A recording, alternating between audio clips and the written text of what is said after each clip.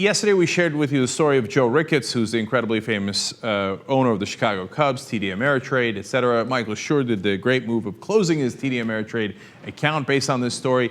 This Ricketts guy was prepared to spend $10 million revisiting the issue of Reverend Wright and how he thought that America should be damned and all that stuff. And there's this 54-page pamphlet on how they can attack President Obama on Reverend Wright.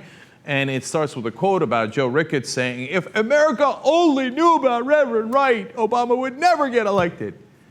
I don't know what planet he lives on, because I think almost everyone in America already knows about Reverend Wright. But he was going to waste his money running $10 million worth of those ads. As it turned out, of course, once he got caught with the great New York Times story on it, they backpedaled out of it. Romney backpedaled.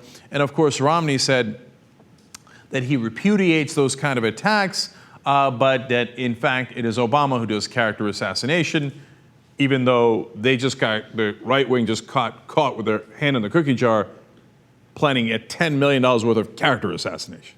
So, nonetheless, Sean Hannity chastises Mitt Romney for being too soft on Barack Obama on this issue. Let's watch. Governor Romney, if you had ever quoted your spiritual advisor of 20 years calling an entire race of people greedy, I promise you, the Obama campaign and the media and the New York Times and the Washington Post and the entire Obama media establishment would be screaming about it every single day from now until Election Day. And they would not pay an ounce of attention to complaints that this is about a personal attacks. So what I'm saying to Governor Romney is, at this point, is I want you to be as tough on Barack Obama as you were against Newt Gingrich and Rick Santorum. And that means not letting the Obama mania media decide what issues you're allowed to bring up or not bring up during a campaign. Yeah, you need to be tough on President Obama on this. You know, if it's a Republican with a pastor like that, the press would swarm. Except John McCain had a whole bunch of pastor problems, and you barely heard a peep. He had to distance himself from a pastor who said that Hitler was God's warrior sent to kill all the Jews as part of the, process by which we get to Israel and then Jesus returns, et cetera, et cetera. God's warrior, Hitler. Can you imagine if Reverend Wright said that, right? And it was like, beep. And then he distanced himself, and that story went away in one day, right? Now, the other part of this that's interesting is, well, actually, Mitt Romney does have an issue on race that has almost not been mentioned at all. You know that the Mormon Church, of course, for a long time discriminated against blacks and wouldn't even allow any black priests because, well, if you take their text literally, blacks are cursed. And look, I'm not making that up. That's in the text. Now, they have disavowed that later, but it took them all the way till 1978 to disavow it. And Mitt Romney's 65 years old, so he lived through that. In fact, he was in college in the 1970s, early 1970s, when BYU, because the Mormon Church had not changed that position, BYU is Mormon, was banned by other schools like Stanford, would not play any sports with them. And there was recently a long article about Mitt Romney and his past, and they just mentioned it in passing, and no one's made a big deal about it, but Mitt Romney was incensed that schools like Stanford wouldn't play against BYU. He said, how could you discriminate against us just because we discriminate against blacks? Now, he didn't use those words, let's be fair, okay? But he was incensed, and he couldn't believe that Stanford wouldn't play basketball with them, wouldn't play these sports with them, just on the fact that that Mormons and BYU were discriminating against blacks. So why is that not an issue? So if we're going to get into, Reverend Wright, well, let's get into your religion, Mitt Romney.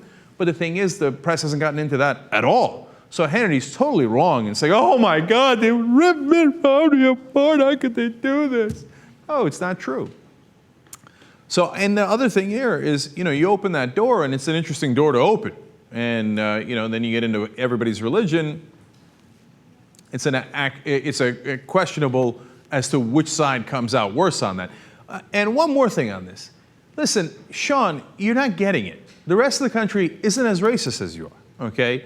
So, and we already went through this, man. You ran Reverend Wright every single day during the election in 2008.